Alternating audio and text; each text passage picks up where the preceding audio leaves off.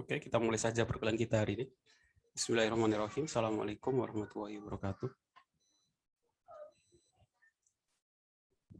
Belum ada suaranya.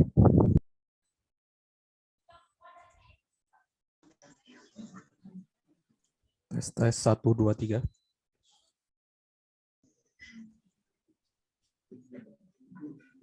Cek 1, 2, 3. Udah, Pak. Udah ya? Udah Pak, dengeran. Udah Pak. Oke. Masuk Pak, masuk. Selamat malam semuanya. Malam. Malam. Oke, alhamdulillah. Gimana kabarnya? Sehat semua ya? Alhamdulillah sehat. Di pertemuan terakhir sebelum kita masuk UTS, UTS-nya saya kira minggu depan ternyata tanggal 15 ya. Minggu depan ada minggu kosong, mungkin untuk yang beberapa dosen yang mungkin masih kurang satu pertemuan di minggu depan sama untuk persiapan UTS.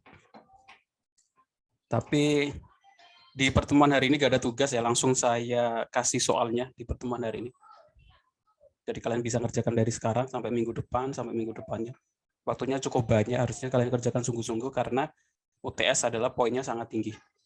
UTS itu poinnya sangat tinggi, maksudnya bukan sangat tinggi ya, maksudnya dari parameter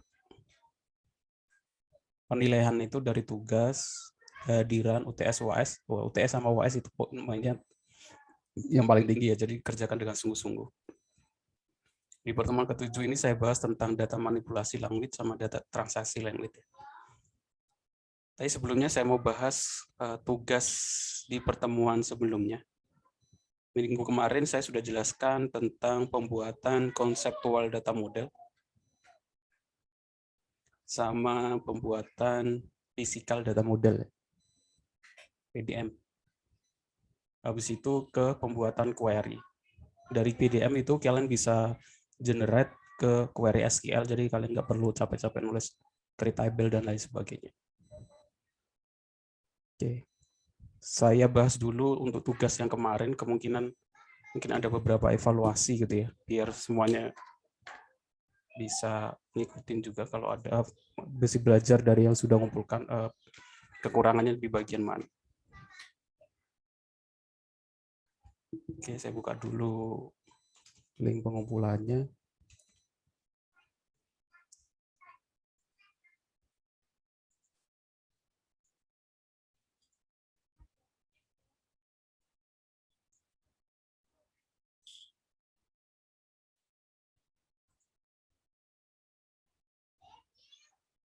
Oke, mungkin dari sini mungkin ada yang mau ditanyakan dulu ke tugas keempat ya. Jadi sebelum UTS ada 4 tugas.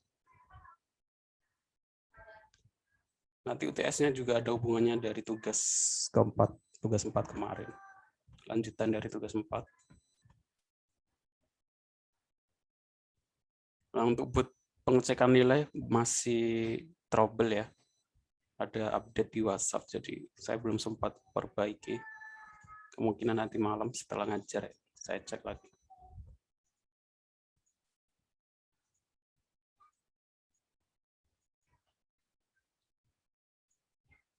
Untuk ngerjain tugas 4 kalian harus install dulu Power Designer ya, biar lebih mudah.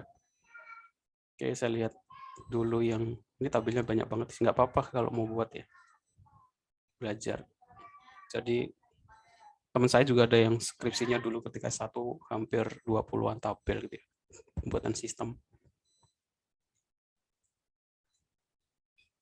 Oke, kalau udah berhasil buat CDM PDM sih kira-kira harusnya nggak ada yang error.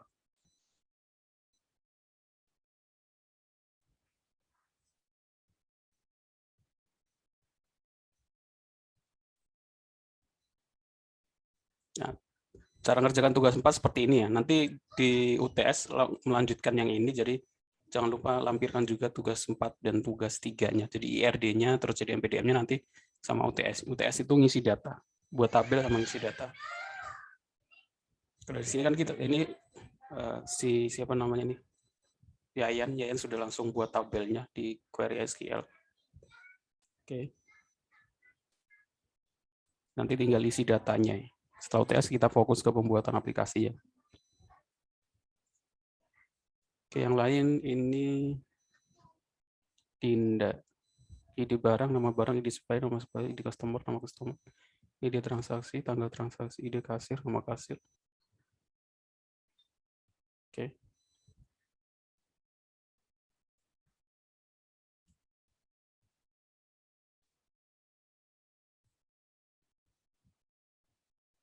Yang perlu diperhatikan sih sebenarnya jangan sampai ada atribut yang sama ya. Maksudnya jangan sampai ada field yang sama.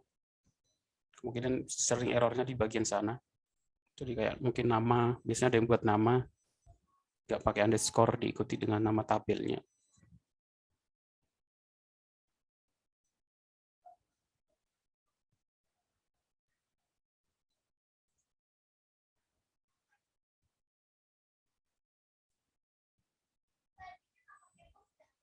Nah ini belum ada query-nya. Ini Resti Amelia. Nah ini bagian dari nama atau panggilan? Bagian dari nama ya. Ini belum ada query SQL-nya. Jadi bisa diperbaiki. Kalau mau perbaiki silakan perbaiki. Dari sini harusnya dilanjutkan ke generate database. Terus ini, nah ini ada yang masih harusnya ya terjadi sih. Kalau memperhatikan dari awal. Ini kalau lihat di sini ada nama toko. Dia gunakan sebagai primary key. Apa boleh nama toko jadi primary key? Boleh nggak? Nggak boleh, Pak. Nggak boleh ya? Nggak boleh, Pak. Nama toko itu karena bukan sesuatu yang unik. Kemungkinan ada yang sama. Ini Ahmad Adabi Akbar, silakan diperbaiki. Nah ini kan harusnya sih ketika tugas 3 IRD sih bisa kecek. Mungkin karena belum ngecek atau ngerjainnya bareng. Jadi nama toko diingat-ingat ya. Ketika buat IRD untuk kerja praktek, pembuatan sistem skripsi dan lain sebagainya. Sesuatu yang unik, bahkan ada yang buat NIM sama NIDN.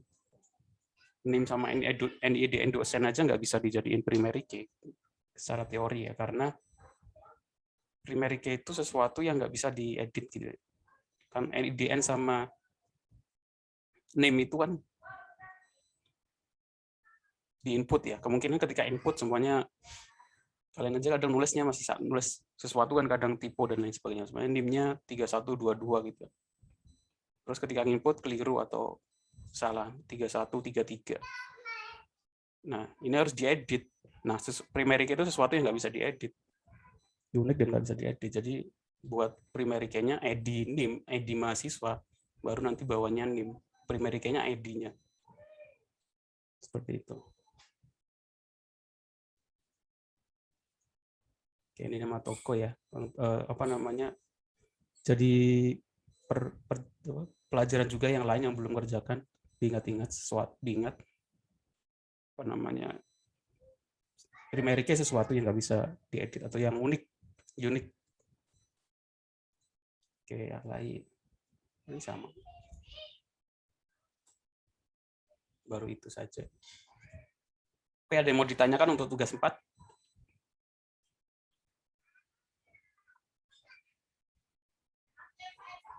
Nggak ada? Ada yang mau ditanyakan? Punya saya, Pak, belum dikoreksi, Pak. Yang mana? Siapa yang ngomong? Bergas. Bergas, Pak. Saya nggak merhatiin apa namanya yang online yang berbicara sih. Nah, bergas. Kemarin sudah saya koreksi, harusnya kardinalitasnya ditampilin ya. Ini belum ada kardinalitasnya. Ya kan? Masih ingat kardinalitas itu apa? Kardinalitas itu relasi antar entitasnya itu one to many, atau many to many, many to one. Ini belum ada ya. Tapi kamu udah bisa ngerjakan CDM sih, harusnya tahu relasinya. Apa belum diedit relasinya? Ketika buat CDM, Bergas? Ini kamu udah tentukan kardinalitasnya. One to many, many to many. Udah ditentukan belum? Mana tadi Bargasnya? Ya. Masih belum paham sih Pak. Itu juga baru belajaran. Oh, harusnya kemarin ngikut mata kuliah basis data kan, sudah ambil mata kuliah basis data ya. Ini kan Oracle ini kan sama aja sama basis data sih. Kalau basis data kan fokus ke pengenalan data dan lain sebagainya. Mungkin biasanya menggunakan MySQL. Sekarang kan Oracle, harusnya materinya sama sih. Di mata kuliah basis data belum paham tentang ini. Udah agak lupa Pak. Oke. Jadi saya jelaskan, harusnya tadi ketika saya nanya apa yang harus ada yang ditanya saja. Kardinalitas di minggu kemarin sudah saya jelaskan kan di PowerPoint. Enggak lihat lagi di materi rekaman perkuliahan ya di website karena bootnya belum bisa diakses. Penjual ke transaksi ini kardinalitasnya one to many, many to many. Contohnya kayak kemarin sudah saya jelaskan, mahasiswa ada entitas mahasiswa ke entitas mata kuliah. Satu mahasiswa ke mahasiswa kan ngambil banyak mata kuliah, berarti artinya one to many. Satu mahasiswa bisa ngambil banyak mata kuliah. Contoh yang one to one, satu rektor, ini ada tabel rektor, ini ada tabel universitas kan. Satu rektor mewakili satu universitas. Ini contoh one to one gitu kan. Kemarin sudah saya jelaskan. Nah, di sini kalau kamu belum tulis, di sini kasih kejelasan ini satu ke satu atau satu ke n gitu kan. Udah paham maksudnya?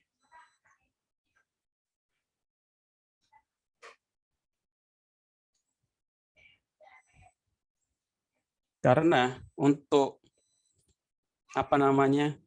buat CDM PDM ini kan kamu harus tentukan ini sih tulis kalau dilihat dari simbolnya one to one dan kemungkinan salah kalau one to one ya. Dan penjual ke barang nggak mungkin penjual hanya beli satu kan, sangat mungkin dia beli banyak barang gitu kan. Kalau saya lihat dari simbolnya, nggak tahu kamu udah ngedit atau belum ini. Ini kan one to one ya, satu ke satu ya. Penjual ke barang otomatis satu ke penjual bisa melakukan banyak pembelian barang. Artinya one to many. Di bagian Power Designer kalian klik 2 kali, nanti muncul ada menu tulisan kardinalitas, klik di situ kan ada pilihan, ada one to many, many to many gitu. Seperti yang saya contohkan di pertemuan sebelumnya. Seperti itu ya.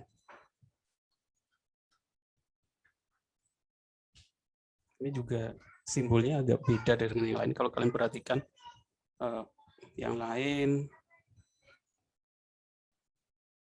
kan ada informasi primary key, terus tipe datanya PDM.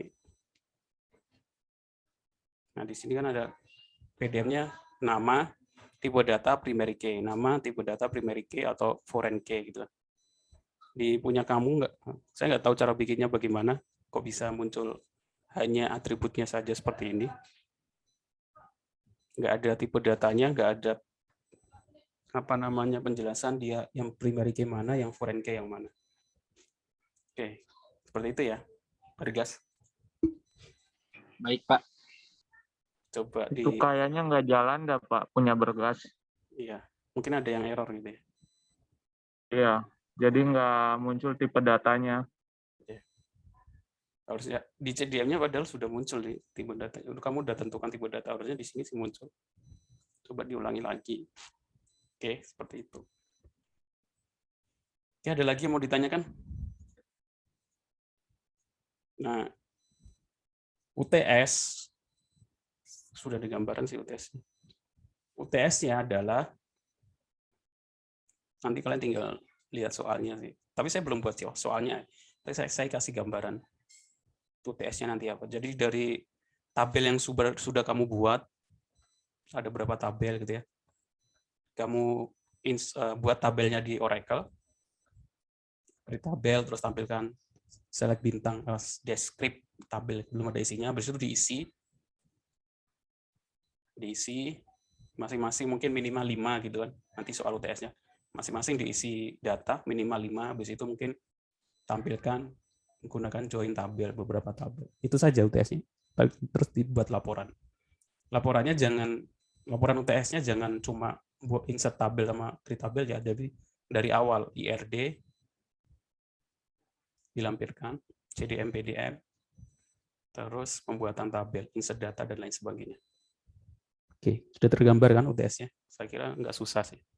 Apalagi kalau yang sudah ngerjakan CDM PDM, IRD terus CDM PDM, tinggal create tabelnya, tinggal kalian copy dari generate tabel, terus tinggal insert data. Nanti saya kasih contoh di pertemuan ke-7 hari ini. Seperti itu.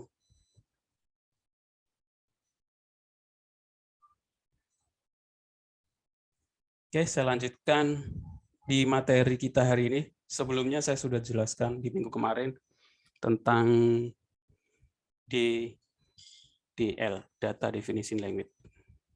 DDL. Sekarang masuk ke Data Manipulation Language, DML. Saya langsung ke contoh, karena saya kira kalau untuk query SQL, sama seperti query SQL, MySQL di mata kuliah basis data, mungkin kalian seharusnya sih sudah dapat. Kecuali kalau ketika pertemuan kemarin, selama 1 semester, kalian nggak ada hal yang tersisa. Apakah mungkin? Mungkin aja. Banyak mahasiswa yang sampai 4 tahun kuliah, gitu kan. Banyak yang 4 tahun kuliah, lulus, kalau ditanya selama kuliah dapat apa, nggak bisa jawab. Dapat ijazah aja boleh. Ilmunya nggak keluar, masuk telinga kiri, keluar telinga kanan istilahnya. Nggak ada yang tersisa maksudnya. Ya emang niatnya cuma lulus gitu aja. Jangan seperti itu, karena rugi. Yang pertama rugi waktu dan uang. 4 tahun kalau kalian gunakan untuk belajar fokus ke hobi kalian, entah itu jualan online atau fokus ke tanaman, fokus ke jualan apa gitu, mungkin udah berkembang dengan baik ya. Kalian juga dapat ilmu yang banyak. Tapi kalau kalian gunakan hanya untuk kuliah, memenuhi kewajiban datang, pulang, dan tugas, terus nggak ada ilmu yang didapat, ya sangat rugi sih. Jadi nggak usah, saya sarankan. Makanya untuk apa yang terjadi seperti itu nggak terjadi di mahasiswa yang saya ajar, ya saya makanya tugas semuanya individu. Saya cek satu-satu, menunjukkan biar kalian sungguh-sungguh. Kalau kalian tipe orang yang nggak sungguh-sungguh, makanya sudah saya sebutkan di pertemuan 1 kemarin ya. Kalau niatnya kalian hanya untuk ijazah, nggak usah kerjakan tugas kalian, nggak apa-apa. Itu nggak menghabiskan saya ngoreksi tugas kalian yang salah-salah. Jadi saya juga senang. Yang penting kalian ikut UTS, UAS, saya jamin lulus ya, paling nilainya C. Tapi kan lulus kalau kalian tujuannya cuma ijazah. Ya kalau pengen nggak mau seperti itu ya kerjakan dengan sungguh-sungguh. Seperti itu. Daripada ngerjakan terus nyontek, nah nggak ada gunanya juga. Terus bikin emosi juga ya, udah capek-capek saya ngoreksi gitu kan. Mending nggak usah dikumpulin gitu kan kalau nyontek. Nggak usah kerjakan sekalian dari pertemuan 1, pertemuan sampai selanjutnya nggak usah. Ikuti aja UTS UAS, lulus kalau di mata kuliah saya. Oke, ini sebenarnya UTS di tahun lalu ya, UTS-nya seperti ini. Kalau UTS tahun lalu tabelnya saya tentukan, jadi mereka buat tabel yang sudah saya tentukan, terus ngisi data, praktekkan query lebih besar sama dengan, tampilkan nama masih berlengkap, tampilkan nama masih alamat. Ya, nanti sama hampir mirip seperti ini nanti, tapi perbedaannya di soal nomor 1, tabelnya itu tabel yang kalian desain sendiri, sesuai dengan studi kasus kalian sendiri-sendiri. Saya bahas dulu ya. Buatlah 2 buah tabel saling berhubungan seperti ini. Mata kuliah 5 digit NIM. Nah, ini untuk menunjukkan masing-masing ngerjakan sendiri-sendiri ya. Sudah ada, saya nemukan yang tugas ketiga, PLSQL, tugas PLSQL yang cek NIM genap ganjil itu kan. Ternyata ada yang dicetak itu bukan NIM-nya sendiri. Ya udah nggak ada indikasi lain selain dia ngambil dari tugasnya orang lain gitu. Di UTS nanti kalian menggunakan studi kasus, makanya saya minta nanti jawaban UTS tampilkan IRD-nya, tampilkan CDM-PDN-nya, maksudnya tugas 3, tugas 4 ditampilkan, baru nanti ke soal nomor 1 pembuatan tabel itu dari masing-masing tabel yang kalian buat. Otomatis setiap orang beda. Karena IRD, CDF-nya beda. Kalau sampai IRD-nya sama, dari detail gitu kan, dari nama tabelnya, atributnya, tipe datanya sama, ya otomatis itu nggak ada indikasi lain selain menyontek ya. Cara membuat tabel, saya kira sama seperti di MySQL ya. Terus di generate PDM juga sudah ada, jadi kalian nggak capek-capek nulis. Kalau pengen nulis juga nggak apa-apa untuk latihan. Biar hafal sintaknya. Create table, nama tabelnya, ID, number, varchar 2. Di Oracle biasanya pakai varchar 2 atau varchar 2. Nama underscore MHS, alamat underscore MHS, ini koma gitu ya. Yang terakhir nggak pakai koma. Alamat, tempat tanggalnya, constraint, primary key. Nah, ini constraint primary key artinya namanya PK underscore MHS sebagai primary key di atribut field ID mahasiswa. Kalau kita titik koma terus enter, tuh ada informasi tabel created, artinya tabel sudah dibuat. Tidak ada yang belum tahu. Kalau kalian buka SQL pertama kali, kalian login nih. Nah, loginnya itu jangan gunakan login sistem, tapi gunakan login user dari tugas 1 yang sudah kalian buat ya. Saya masih ingat itu, tugas 1 kan buat user underscore name, nama underscore name. Jadi loginnya jangan login sistem, jangan di user system. Setelah itu untuk menunjukkan apakah tabel kita berhasil atau tidak, kalian menggunakan perintah describe, nama tabel, ini nama, ini atributnya, apakah dia not null, nah primary key itu not null artinya apa? Nggak boleh kosong, harus diisi. Terus ini tipe datanya. Udah, harusnya sih udah ya buat tabel, dan itu kalian bisa lakukan dengan cara copy paste dari generate dari Power Designer. Ini juga sama. Kalau ada foreign key-nya bagaimana? Ya ini constraint FK underscore mahasiswa sebagai dia foreign key, ini create tabel mata kuliah, foreign key, ID mahasiswa, ID MK primary key-nya, referen itu artinya ID mahasiswa itu foreign key menuju ke tabel MHS 04658 di atribut ID MHS. Oke. Itu untuk membuat tabel. Sampai sini mungkin ada yang mau ditanyakan?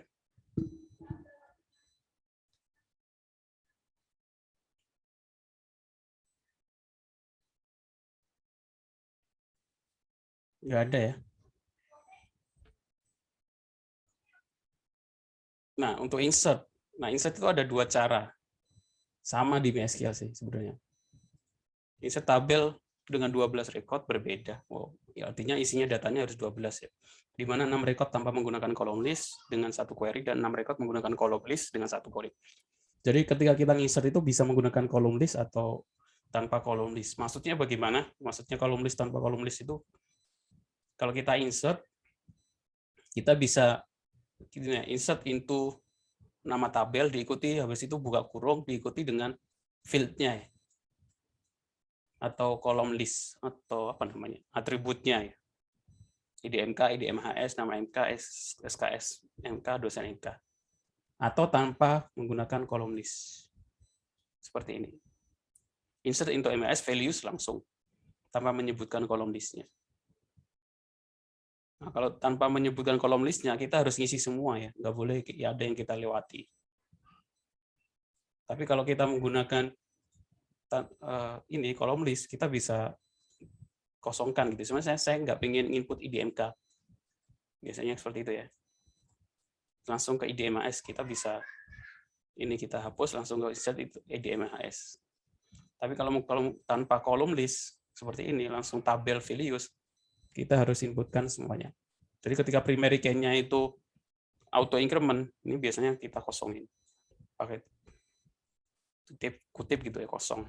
Nanti biar ngisi sendiri otomatis karena auto increment. Itu maksudnya column list atau tanpa column list. Bisa insert all seperti ini atau bisa insert into mahasiswa value titik koma satu insert itu. Biasanya kita copy dulu ke notepad. Nah, itu kalau sudah kita pastikan di sini. Biar kalau terjadi error kita nggak nulis lagi dari awal gitu kan. Semuanya ini kita tulis di sini terus ada yang error ya. Saya lupa titik koma kutip gitu kan. Udah capek-capek nulis ini enter ada yang error gitu kan. Kan kita nulis lagi dari awal. Biasanya seperti ini kita copy dulu, kita tulis dulu di Notepad atau Notepad++. Nah, itu di sini kita tinggal paste. Triknya seperti itu.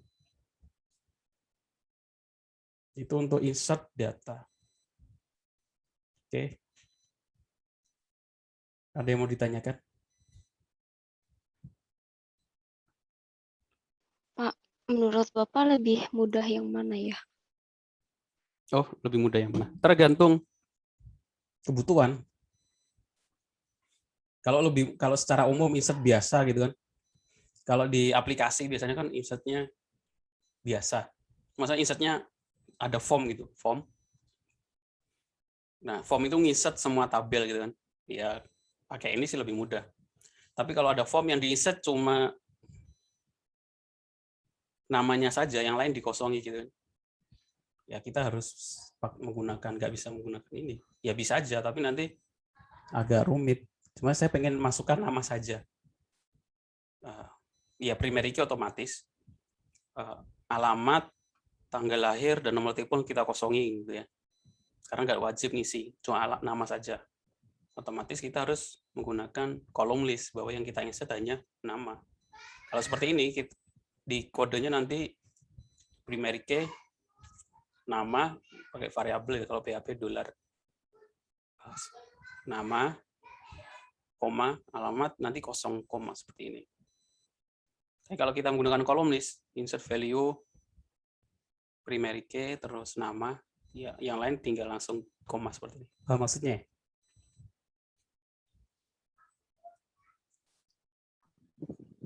Saya pernah bikin yang sebelumnya Pak, yang di SQL Server, tapi bukan yang kayak gini.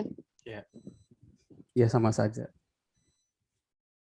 Tapi kalau untuk yang tadi saya belum nyoba Pak. Ya kalau di program memang biasanya ada yang menggunakan seperti ya sama saja sih. Kalau ini kan kita harus ini masukkan semua data variabel. Variabel ini ada, variabel ini ada. Tapi kan kadang ada opsional gitu ya. Nama ini boleh dimasukkan, boleh enggak. Itu kan apa namanya? Jadi rumit nanti kalau seperti ini. Kalau ini kan kita harus tetap ngisi semuanya. Gitu ya. Karena ini kita nggak spesifik field-nya apa saja yang kita masuk.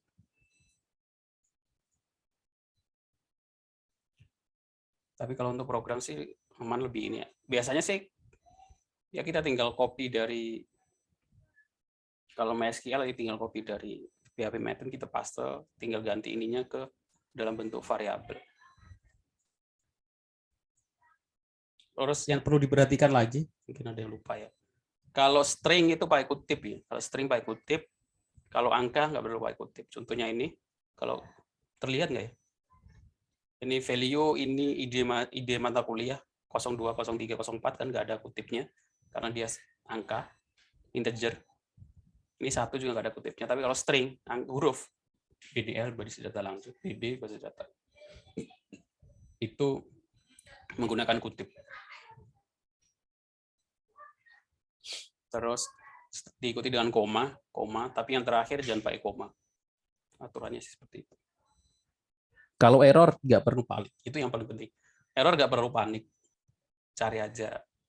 Emang itu masalah pengalaman sih, sama seperti kalau kalian dari sini naik kendaraan pribadi gitu kan, naik sepeda motor mau ke Bandung, jalan kan ada banyak.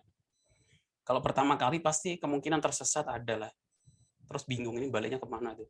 Tapi kalau kalian sudah seminggu, selama setahun bolak-balik atau 3 tahun, ya banyak kan. Sudah bolak-balik 10 kali, 30 kali, nanti tersesat, otomatis lebih mudah langsung sadar, oh ini tersesat nih. Bagian ini gitu kan. Karena kalian punya pengalaman sebelumnya, sama seperti kalau membuat program sih. Kalau pertama kali menemukan error pasti bingung, nanti jangan panik, terus ya dibaca nanti kalau sudah pengalaman coba-coba terus menerus error langsung oh ini bagian ini yang error gitu. Itu masalah latihan. Jadi jangan cuma ngerjakan tugas di ketika dikasih, jangan pernah ngerjakan latihan itu ketika ngasih tugas. Latihan sendiri buat project-project sendiri gitu kan, punya target gitu kan, angan-angan saya pengen buat ini gitu. Jadi semakin sering latihan, jadi ada yang bilang program kode itu bukan pintar-pintaran, tapi kemampuan mengingat sama terlalu banyak sering, siapa yang paling sering ngelakuin, bukan masalah pintar-pintaran. Kalau sering ngelakuin, sering sama sih kayak tadi ya, kalau kita perjalanan ke Bandung itu kan panjang, banyak lewatin banyak gang mungkin yang bisa bikin kita tersesat. Bukan berarti kalau orang sudah bisa ke sana tanpa tersesat berarti dia pintar, bukan ya, karena sudah bolak-balik, sudah sering gitu kan. Kalau dibandingkan sama orang yang pertama kali pasti ada kemungkinan tersesat sekali 2 kali gitu. Maksudnya ini yang jalan umum yang bukan tol kan 3 lurus saja. Walaupun nanti juga ada kadang keluar tolnya masih ada yang salah gitu ya. Analoginya sih seperti itu. Jadi yang penting jangan panik. Ada baca-baca aja, ikutin grup-grup, nanti biasanya ada yang share trik belajar pemrograman gitu ya. Kemarin saya habis baca ada yang share kalau menemukan error itu apa saja langkahnya. Salah satunya adalah target buat target. Saya menemukan error di bagian ini ya. Kalian target, saya harus menemukan solusinya berapa jam gitu. Sejam, 2 jam, 3 jam. Kalau 3 jam itu belum selesai juga, kalian buat opsi yang lain. Pertama, kerjakan yang lain dulu. Kedua, tanya teman. Jadi jangan langsung menemukan error langsung nanya. Kadang orang juga padahal jawabannya kadang mungkin kalian menemukan error, terus jawabannya sebenarnya banyak udah dibahas di Google gitu kan. Terus kalian tiba-tiba langsung nanya di grup atau orang juga jadi malas jawab karena di Google udah banyak, ngapain ditanya gitu kan. Kelihatan kalau kita malas gitu kan. Jadi usaha dulu. Jadi, kalau bisa cari dulu di Google. Ya itu di target, jangan langsung nanya. Buat target sejam 2 jam kalau belum selesai, belum menemukan, baru kemudian nanya ke teman atau ke siapa. Jadi seperti itu. Oke, ada lagi yang mau ditanyakan?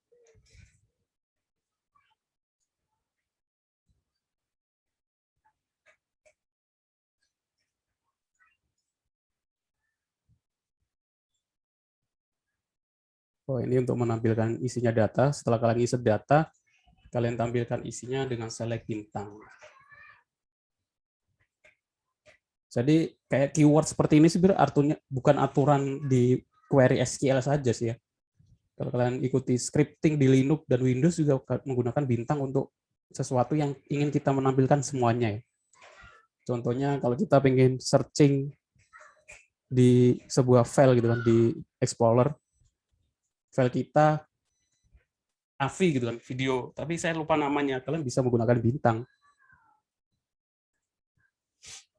Saya hanya ingat saya pengen cari file film gitu kan, tapi saya lupa judulnya, hanya ingat formatting tipe datanya, apa namanya, tipe filenya itu AVI gitu ya.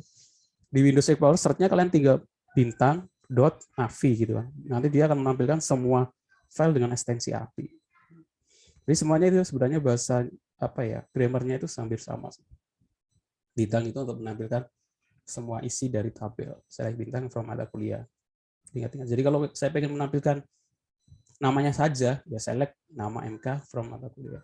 Nama sama ID, ya select ID, nama MK from mata kuliah. Seperti itu. Oke. Saya nggak jelaskan detail masalah DML karena saya anggap kalian sudah dapatkan di mata kuliah pemrograman basis data ya, basis data. Selanjutnya biar saya sebelum saya bahas lagi transaction control language seperti yang saya share di grup ya. Jadi ada istilah rollback ini. Itu bagian dari transaksi language, tapi sebelumnya saya mau share dulu sesuatu biar tidak monoton.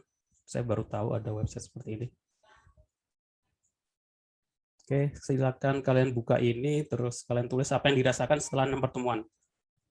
Ntar saya copy di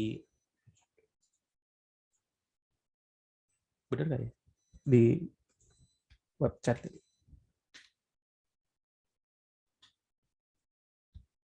Kalau minta password, passwordnya OPB 2021. Nah, kalian masukkan, terus kalian isi. Silakan, saya tunggu. OPB 2021. Isi kata-kata yang muncul setelah belajar mata kuliah ini, ikuti mata kuliah selama 6 pertemuan. Ini pertemuan ke-7 sebelum UTS. Silakan.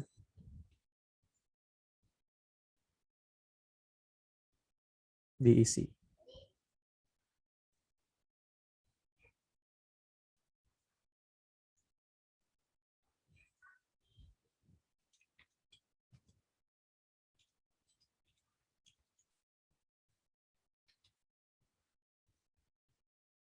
Saya kasih waktu 5 menit lah, 5 menit.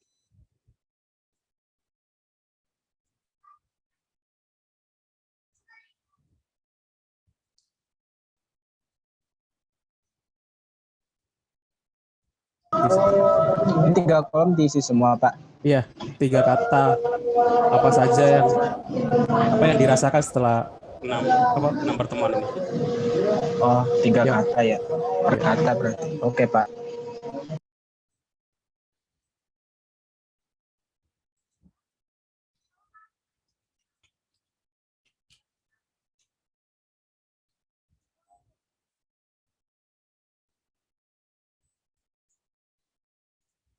Belum ada yang muncul.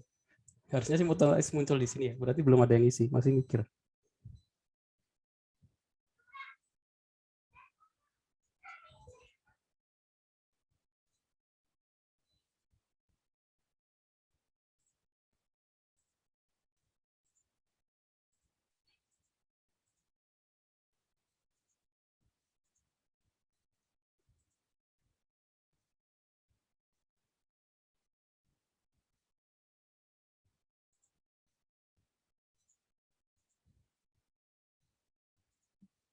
Baru 1.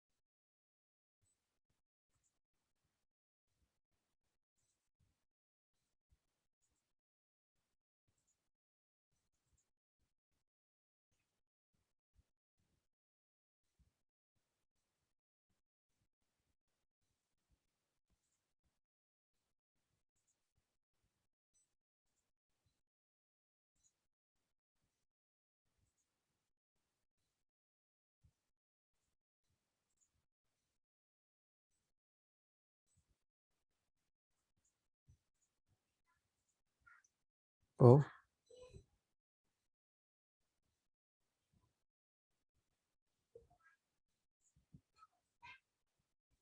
Sudah gak ada yang isi lagi? Mencoba memahami motivasi berkurang.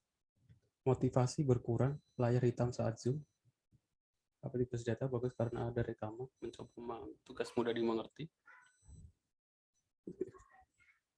Motivasi berkurang maksudnya gimana? Jadi kurang motivasi.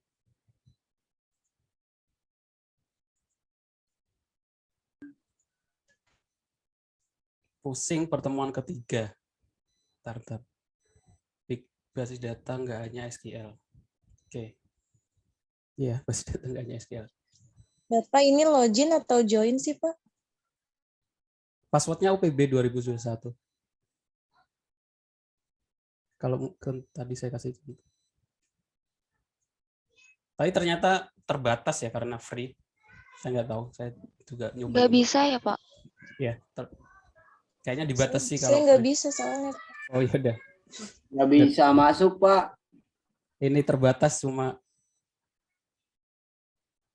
set hilang suaranya.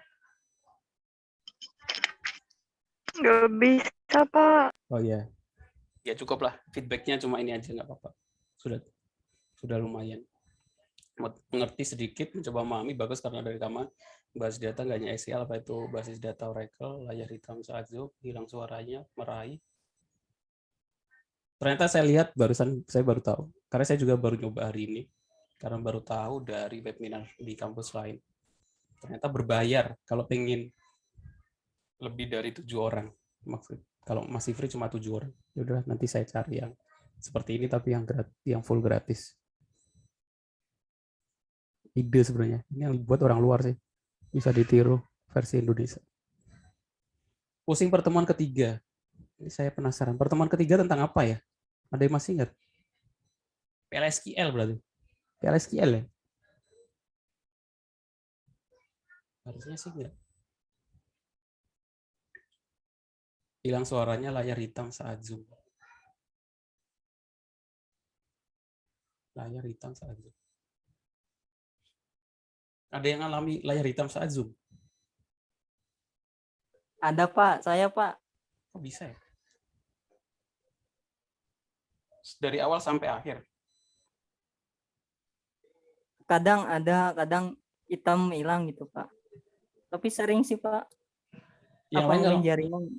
yang lain ngalamin seperti itu enggak? Enggak, Belum, saya Pak. lancar, Pak. Lancar, Pak. Aman, Pak, lancar. Harusnya sih. Nggak tahu. Mungkin kegeser deh kalau di HP. Kalian ngaksesnya itu lewat HP atau lewat laptop sih? Zoom-nya belum diupdate kali. Kalau saran saya sih pakai laptop. Kalau ke di HP kan kadang kalau kita ke slide itu kan otomatis menuju ke layar sebelahnya. Ya ada juga kalau hilang suaranya layar hitam. Hilang suaranya memang kadang colokannya itu kan saya ketarik gitu ke senggol kaki. Dia ketarik. Mungkin biasanya sih seperti itu. Ya wajar. Ya, bahasa 7 orang. Ya nanti kalau minggu depan udah UTS ya. Minggu depan mungkin pertemuan selanjutnya saya buat lagi. Bisa dibuat seperti ini, bisa buat pertanyaan-pertanyaan sih. Bagus saya lihat. Tapi ternyata berbayar. Berarti kampusnya itu bayar ya. Oke, saya lanjutkan ke TC. Nah ini yang tadi mana ya? Bagus. Oh bisa dihapus ya? Mengerti? Nambah lagi. Kurangnya pemahaman. Apa itu basis data? Belajar offline efektif. Oh iya, semuanya juga offline ini efektif. Masih bingung apa itu basis data? Layar hitam. Ini tadi basis data nggak hanya SQL. Oke, ini bagus.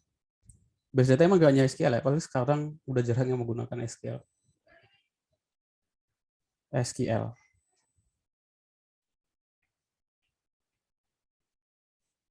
Karena nanti itu masalah data sih. Kalau kalian projectnya hanya nggak nyampe jutaan pun masih bisa dihandle dengan SQL. Kalau sudah nyampe puluhan ratusan juta, nanti ada namanya NoSQL ya. Tapi mata kuliah kita masih Oracle, ya otomatis kita bahas SQL. Nggak mungkin kita bahas NoSQL di Oracle karena Oracle itu relational database, itu menggunakan query SQL. Tapi kalian bisa belajar sendiri karena semakin besarnya data. Sekarang sudah ada NoSQL, sekarang distribusi data bukan lagi sentralisasi, ada namanya desentralisasi data.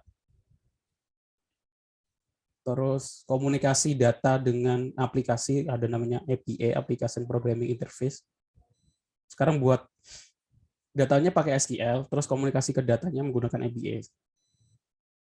Kalian mulai belajar, kalau pakai Node.js, biasanya komunikasi lebih mudah menggunakan API.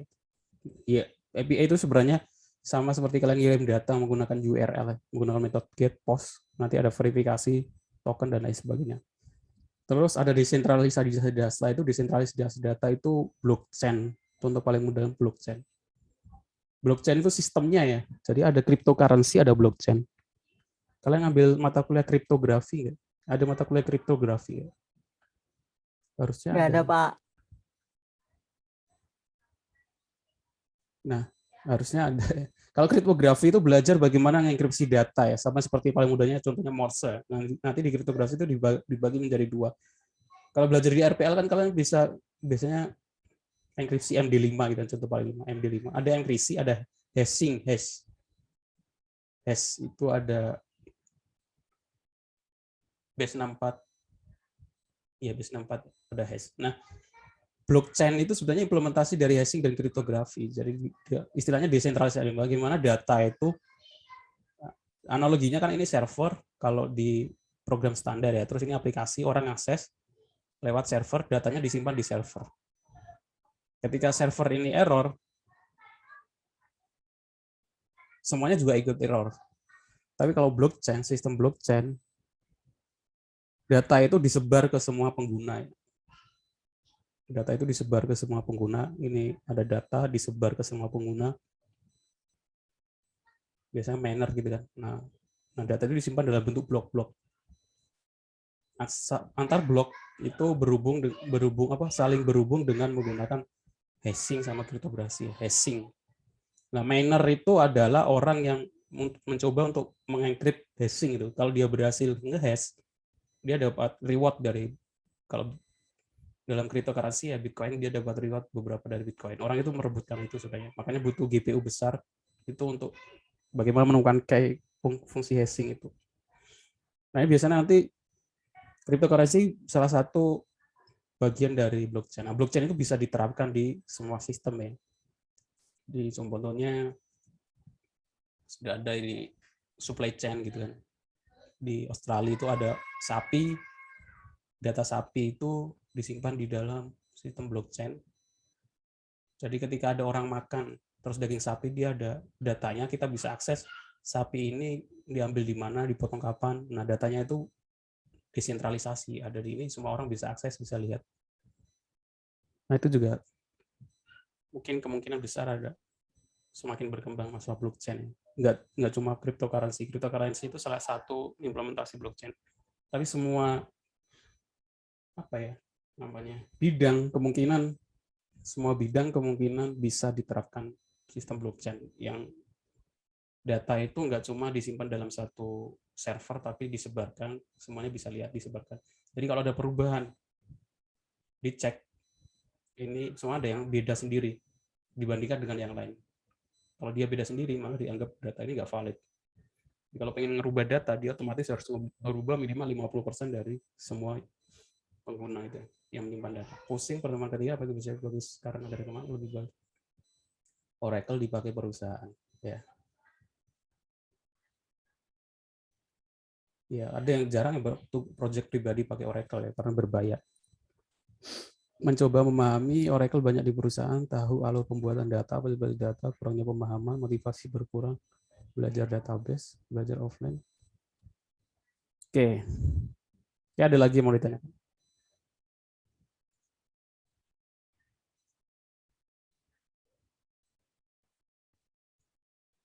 Kalau enggak, saya lanjutkan. Di pertemuan tadi masuk ke TCA, Transaction Control. Transaksi control law. Ini penting karena apa? Tadi pagi sudah saya share ya, bagaimana ini sebenarnya bisa dihandle di bagian database, juga dihandle di bagian aplikasi ya, dari sisi aplikasi. Jadi kalau kita buat login gitu kan, ini masuk ke pendaftaran registrasi. Kalau gagal ya jangan disimpan. Kalau gagal ya, jadi ketika berhasil baru disimpan ke database, kalau gagal ya jangan disimpan. Tapi kalau ini yang terjadi gagal terus disimpan, otomatis kita harus buat registrasi lagi. Tapi kalau kita masukkan email yang sudah kita daftarkan sebelumnya, nggak bisa karena sudah terdaftar di sistem. Apalagi kalau buat sistem login, registrasi, nggak ada reset password-nya gitu kan. Saya mau login, sudah login, saya mau reset password, saya mau lupa password-nya, nggak ada menu reset password-nya, kan bingung juga. When you forget to add the where clause in a SQL delete statement. Apa yang terjadi kalau kita buat delete? Kita pengen delete data siswa gitu kan. Tapi saya lupa menambahkan where clause. Apa yang akan terjadi? Ada yang tahu? Klausa where.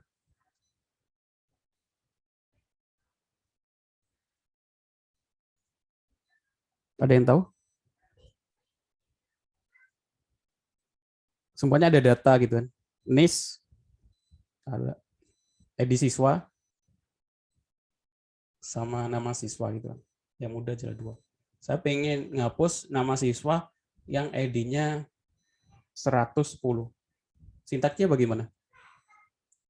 Delete from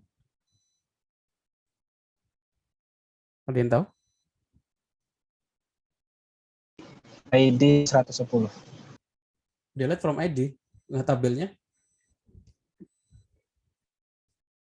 ID mahasiswa. ya, delete from siswa dulu ya. Where Delete from siswa dulu, baru where ID siswa sama dengan 110.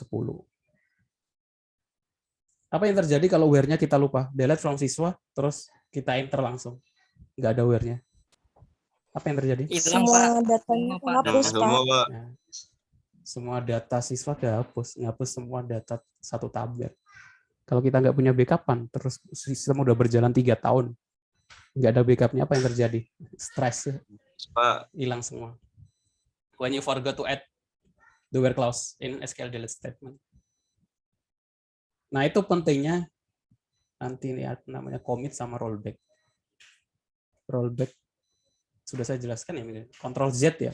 Kalau di aplikasi lain yang di Corel atau apa gitu kan, Word, kalau kita salah, kita bisa balik ke terakhir dengan Ctrl Z. Tapi kalau di SQL kita belum setting transaksi control language-nya, nggak ada yang bisa kita lakukan. Nah, itu makanya sangat penting juga termasuk transaksi control language.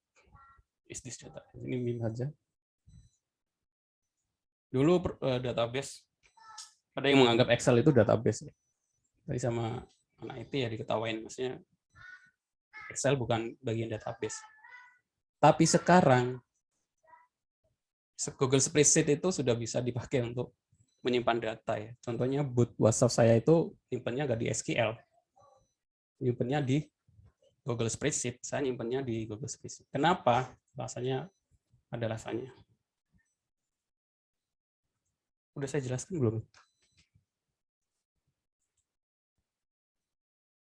Saya nyimpan data koreksian semua yang saya ajar atau yang balasan dari boot WhatsApp itu di Google Spreadsheet. Saya nggak nyimpannya di MySQL. Normalnya emang di MySQL, di database. Tapi saya nyimpannya di Google Spreadsheet. Jadi ini database-nya. Saya taruh sini.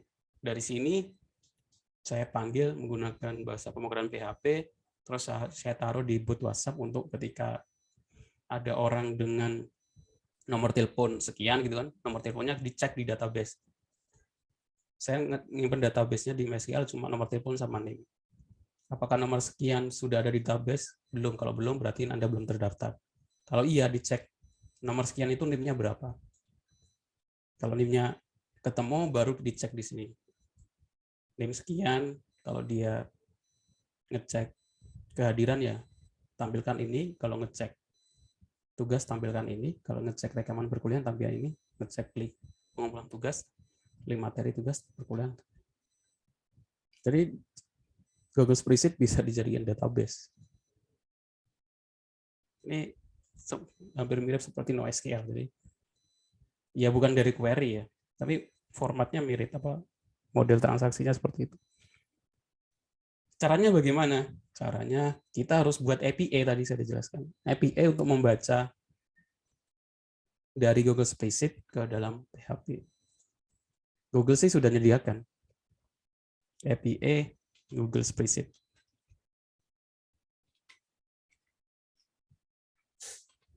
Google sudah menyediakan Sheet API.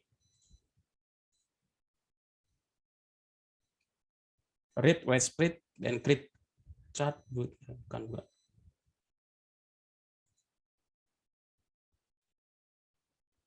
API Google Spreadsheet.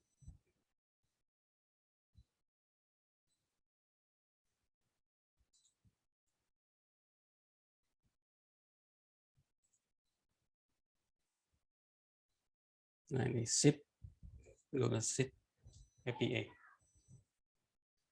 Mana ya, saya lupa. Google Sheet nanti di Google udah ngasih contoh kodenya, apa menggunakan PHP, Node.js, Python dan lain sebagainya. The Google Sheet API lets you read. The Google Sheet API lets you read, memberikan izin kamu untuk membaca mengisi data dengan format Google Sheet, data with preferred language including Java, JavaScript, and Python. Reference documentation. Oh, ini get started, ini dokumentasinya. Nah, ini contohnya. Kita pilih PHP. Di sini udah ada contoh beberapa bahasa pemrograman. Ini yang versi rumitnya. Ini kita harus set up dan lain sebagainya. Composer, Requit, Google. Kita install library. Jadi yang versi mudanya, nah masalahnya ada pihak ketiga. Biasanya startup itu, ide startup itu kebanyakan sesuatu yang rumit-rumit seperti ini dibuat framework-nya atau dibuat yang versi mudanya. Yang tinggal ngambil URL-nya. Akhirnya saya pakai yang dari sini. Ada banyak. Di sini sih ada. Sheetsu, Google Sheet API, Tune Google Spread into API, API itu for beginner, API Spreadsheet. Tapi semuanya kebanyakan berbayar. Ini juga berbayar. Tapi saya pakai ini. Dengan menggunakan ini, settingan dari API, Google Sheet ke API untuk baca itu, kita tinggal 2 langkah saja. Copy URL-nya, copy URL ini, pastekan di sini. New API sheet, pastekan di sini. Terus create API, sudah jadi. Nanti sintaknya menggunakan documentation. Saya kasih gambaran. Kalau buat sistem biar mudah. Nah, ini create API, read data, set data, add row. Lebih mudah. Tapi ini berbayar. Apa namanya? Kalau kita lihat pricing-nya, dibatasi Google Sheet-nya sampai 200 row. 200 data ke bawah. Free-nya. Akhirnya saya akalin. Ini 200, saya akalin. Sebelum 200, saya ganti ke halaman baru. Jadi biar tetap gratis. Nah, seperti itu. Ini juga trik seperti ini saya cari-cari sendiri ya, maksudnya nggak langsung menemukan gitu aja atau nyari tutorial. Ya, saya cari-cari sendiri. Pertama kalau ini menggunakan Google Spreadsheet agak susah. Kita cari yang paling mudah Google Sheet penyedia pihak ketiga seperti itu ya. Oke. Sekarang kita masuk ke transaksi controlling with TCL. Mana tadi? Ada commit, rollback sama save point. Sebenarnya ada 3. Yang paling sering dipakai ya commit, rollback sama save point. Commit harusnya kalian sudah paham kalau sudah sering menggunakan GitHub. Sudah terbiasa menggunakan GitHub belum? Waktu semester 1 Pak pakai GitHub Pak. Oh, semester 1. Jadi commit harusnya sudah paham ya, commit gunanya untuk apa? Belum, Mang? Pak. Lah. Kalau anak IT, Apa Git, Pak? hah? GitHub-nya jangan yang pakai Google browser ya. Kalau beberapa programmer dibiasakan anak IT itu GitHub itu semuanya bisa kalian lakukan dari VS Code ya, dari sana buat readme, commit dan lain sebagainya, nambah file dan lain sebagainya dari VS Code atau dari IDE harusnya bisa langsung. Jadi kalau kita buat project di GitHub itu kan, terus kita pengen upload, biasanya perintahnya adalah push ya. Habis itu di commit. Nah, commit itu ke bawah dulu. Saya commit gak cuma di Oracle, di MySQL juga ada. Tapi MySQL default-nya itu otomatis commit. Default. Setiap perubahan data yang terjadi selama transaksi adalah sementara. Untuk menjadikan permanen, maka dengan cara menggunakan perintah commit. Jadi kalau MySQL itu auto start commit-nya.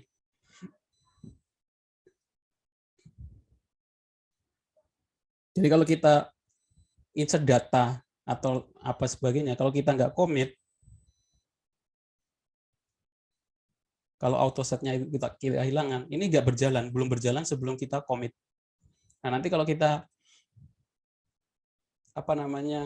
implementasi di bahasa pemrograman, kita harus tambahkan commit setelah query.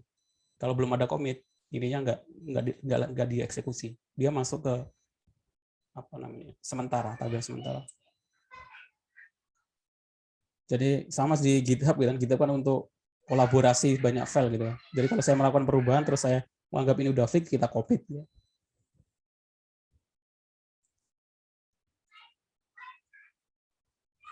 Nah, save point adalah perintah di dalam transaksi Oracle yang memungkinkan semua perintah dijalankan setelah dibuat untuk di rollback pada titik transaksi tertentu.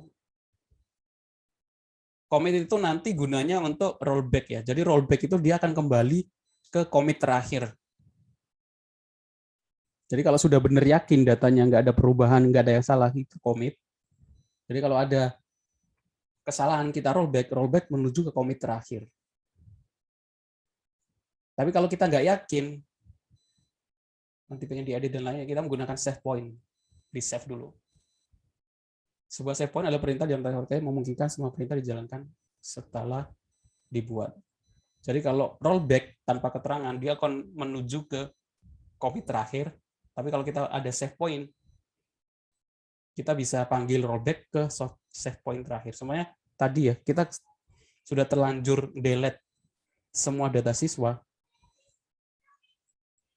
Tapi kalau sebelumnya kita nggak buat save point, kita buat save point-nya itu di commit yang udah 3 hari yang lalu. Kalau kita rollback, dia nggak kembali ke sini, dia kembali ke 3 hari yang lalu. Jadi biar kita rollback-nya itu bisa kembali ke sebelum ke delete, jadi setiap transaksi, kalau belum yakin, kalau sudah di commit nggak bisa di rollback ya. Kalau sudah di commit nggak bisa di rollback. Jadi bisanya kita save point aja. Nanti kita bisa rollback menuju ke save point. Save point ada namanya. Contohnya di kita memasukkan insert into dokter, kode dokter, nama dokter, value-nya. Bawahnya kita taruh save point insert Riza. Kita bisa rollback menuju ke save point insert Riza. Itu perbedaannya. Paham maksudnya? Lumayan, Pak. Lumayan. Tapi kemarin saya pas waktu semester 1 pelajaran Pak Agung kalau nggak salah Pak, itu masih belajar Python Git ke GitHub-nya langsung gitu Pak. Commit. Ya, git commit itu untuk menunjukkan tadi bahwa kita sudah yakin nggak ada perubahan lagi. Sama di sini sih. Jadi ada commit, save point, sama rollback. Jadi kita dapat membatalkan seluruh perubahan data di ML yang masih mengandung menggunakan statement rollback yang masih menggantung. Seluruh perubahan data dibatalkan, keadaan data sebelumnya dikembalikan seperti semula, penguncian terhadap baris data yang diubah akan dibebaskan. Contoh ketika berusaha menghapus satu rekod pada tabel, tadi siswa ya, ternyata delete semua. Nah kalau kita gunakan rollback, dia nggak kembali ke sebelumnya, dia kembali ke commit terakhir kita apa. Kalau commit terakhirnya 3 minggu yang lalu, otomatis di sini kan udah banyak query-query ya, hilang semua juga. Gitu ya. Kecuali kalau setelah ini kita commit, di ini commit, dia akan kembali ke commit terakhir. Nah, commit itu masalahnya, commit itu nggak bisa kita commit di sini, kita commit di sini, kita nggak bisa commit ke yang bagian ini. Bisanya kita menggunakan save point. Ini kisah save point gitu ya. Jadi kalau pengen kembali ke sini, tinggal rollback save point ini, rollback ke save point ini. Kalau commit nggak bisa. Commit itu untuk menunjukkan bahwa data kita sudah fix ini, nggak ada kemungkinan yang salah, kita commit. Jadi nanti istilahnya backup ya, backup tapi nggak kita download. Jadi backup di dalam database. Jadi ketika ada perubahan atau error atau yang lain, kita bisa rollback ke commit terakhir. Nah, perubahan setelah commit nggak akan tersimpan, dihapus semua. Walaupun itu benar. Seperti itu.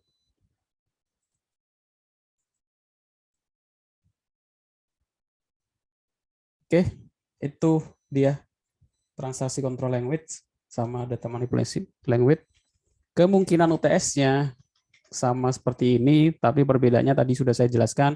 Yang ini adalah kalian ganti ke tabel kalian masing-masing sesuai dengan tugas 3 sama tugas 4. Jadi jangan lupa lampirkan, nanti saya tulis di soal sih, lampirkan tugas 3 yaitu pembuatan IRD sama JDL-nya, baru buat tabel, habis itu insert 12 data yang berbeda, 6 dengan kolom list, sisanya 6 tanpa kolom list. Perhatikan query lebih besar sama dengan, terus tampilkan nama mahasiswa berapa langkah. Nah, kawannya ini kalian bisa ganti sesuai dengan data kalian ya. Yang penting nah ini sintaknya itu untuk menampilkan data yang berawalan huruf sesuatu. Terus tampilkan nama mahasiswa ini nanti yang penting join tabel. Karena semua tabelnya kan beda-beda. Oke, seperti itu. Ada yang mau ditanyakan?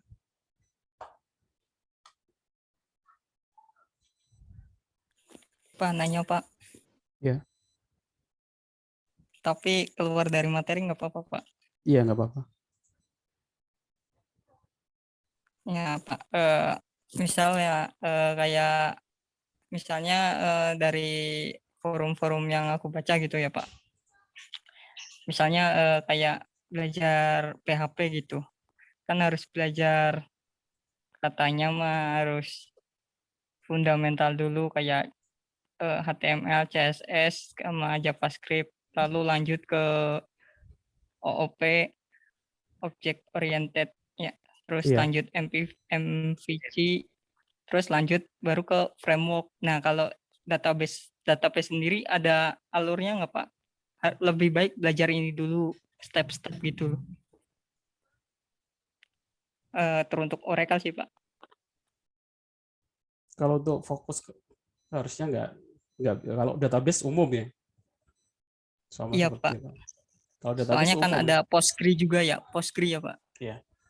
Dari kayak Postgre dan lain SQLite dan lain semuanya query SQL itu saya kira semuanya hampir sama. Yang perlu dipahami sih ini kan database ini kan disusun atas rencangan ya. Jadi kalian pahami dulu tadi seperti yang saya tugaskan. Kalian pahami dulu cara buat IRD-nya, desain database-nya. Pas itu pahami CDM-PDM-nya gitu. Kenapa harus one to one itu harus kita tentukan. Gitu ya. Habis itu ya itu transaksi standar, query standar di SQL.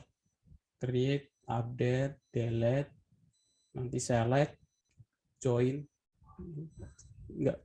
Nggak sulit kalau dibandingkan dengan harus belajar yang lain.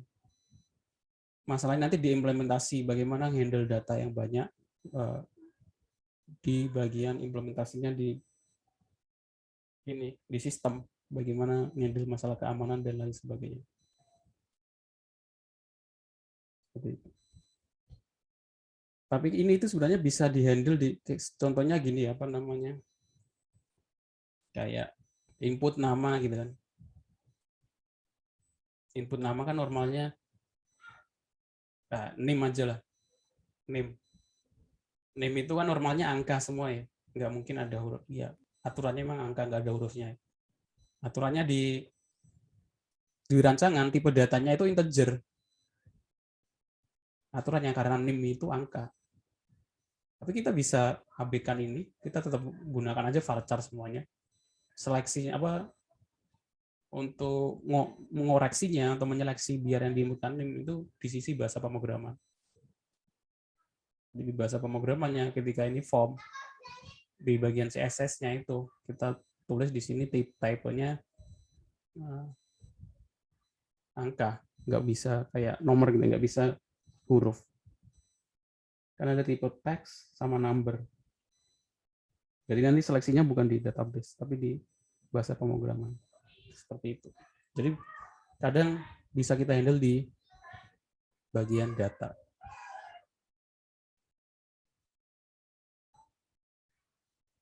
Kalau Oracle sih saya kira kalau kayak query SQL database dan lain sebagainya, di fundamentalnya sih banyak-banyak latihan. Bagaimana menampilkan 2 tabel, 3 tabel. Sama query-query dasar saya sama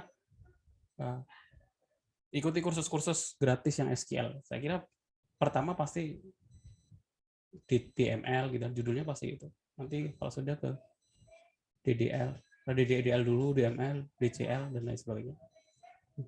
Saya kasih contoh website yang menyediakan pemrograman basis data gratis. Sehingga saya di Proget. Kita lihat juga. Kalau enggak di Soloren. Saya belum pernah ngasih tugas di sini ya. Saya sih di semester sebelumnya saya minta tugas di sini. Saya copy. Ini termasuk bagus, tapi bahasa Inggris ya. Nah, di sini kita bisa belajar gratis Ada yang berbayar. Mungkin nanti kalau pertanyaan sulit, nah kalau pengen ada tahu solusinya bayar. Tapi enggak, kalau gratis kalian nggak bisa tahu solusinya, harus kerjakan sendiri. Semuanya lengkap, Python, C++, Java, C-Cross, JavaScript, HTML, CSS, Responsive Design, Python for Finance, Python for Finance ini blockchain dan lainnya. R, data science, machine learning, coding for marketer, Kotlin, lengkap ya. Saya contoh ke SQL. Nah, SQL itu umum. Kan bisa SQL bisa dipakai di Oracle, MySQL, Postgres, SQLite dan lain. Kita lihat topik yang dipakai apa, judul poin-poin yang dipelajari apa saja. Kalau Broget juga coba saya login ke akun saya. Ini juga kalau saya gratis juga, nggak tahu juga.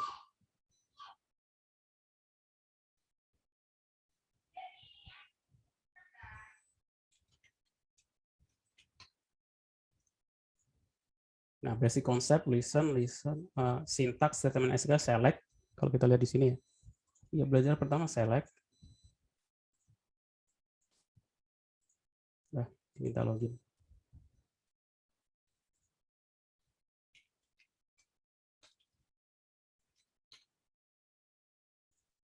Ini kalian select, syntax rule, select multiple column, listing, limit, sorting, filtering, subquery, join tabel. Oh, dia nggak bagi DML, dia lebih ke detail. Ada view, harusnya view itu. Ada materi juga tentang view sih. Nanti mungkin setelah UTS kita tambah materi tentang view.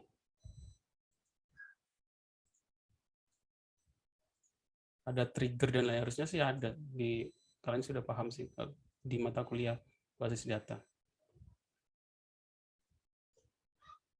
Nah, kalian bisa daftar ini gratis. Kalau sudah selesai sampai challenge terakhir, kalian bisa dapat sertifikat. Kalau di Prograde, lah aku tidak ditemukan.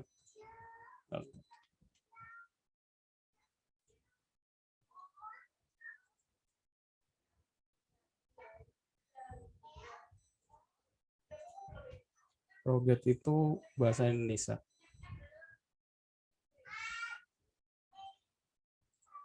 Tapi kalian bisa coba sendiri sih. Nggak tahu kalau berbayar. Sehingga saya gratis. Saya taruh linknya di chat. Oke, itu saja. Ada lagi yang mau ditanyakan?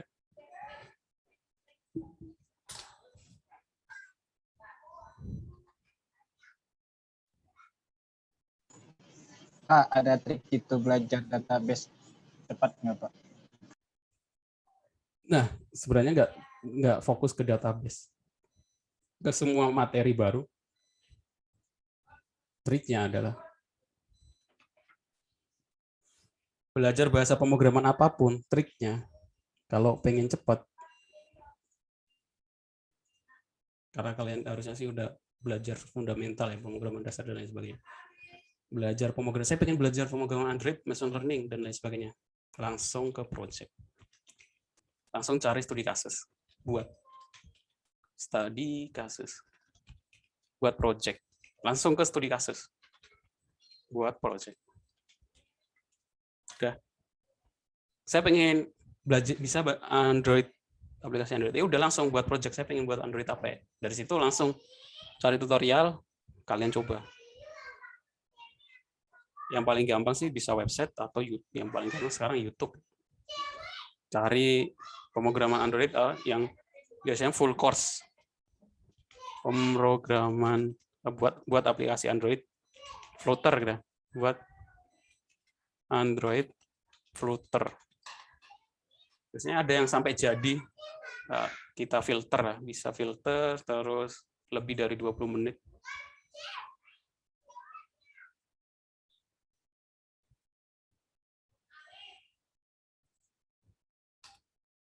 Making. Biasanya orang luar biasanya langsung. Nah, ini sejam. Cari yang sejam. Sekarang ada yang bahkan video itu ada yang 10 jam kan. Jadi satu bahasa pemrograman dikulik dari awal sampai akhir. Ini 16 menit. Yang sejam, ini sejam. Udah langsung. Pertama, langkahnya, kalian pertama lakukan semua ada yang di tutorial ini sama persis.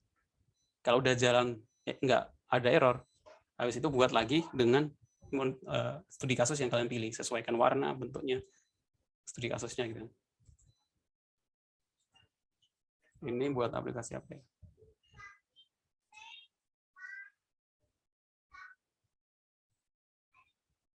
Enggak. Seperti itu sih. Langsung ke studi kasus. Langsung cari studi kasus buat project. Sampai selesai, jangan di tengah jalan nggak diselesaikan. Udah, itu aja sih sarannya. Oke, ada yang mau ditanyakan lagi?